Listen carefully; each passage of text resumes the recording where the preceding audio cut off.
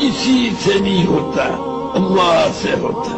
کسی کو مت دیکھو، اللہ کو دیکھو، رو رو کے مانگو اللہ پاک سے کہ یا اللہ تو ہم پر کھول دے اس بات کو کہ اسے تو ہم سے کیا چاہتا ہے۔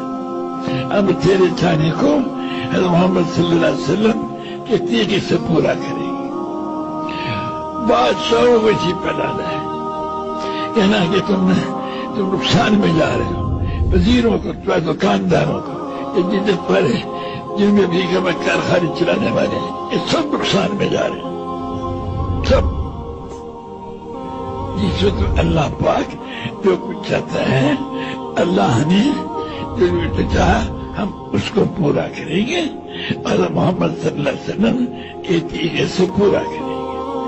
یہ ہے نبیوں کا کام، اور یہی کام اللہ نے حضور صلی اللہ علیہ وسلم کی برکت سے، یہی کام جس نے کلمہ پڑھا اس کا اللہ نے اس کا بھی یہی کام بنا دیا، محض اپنے فضل و کرم سے۔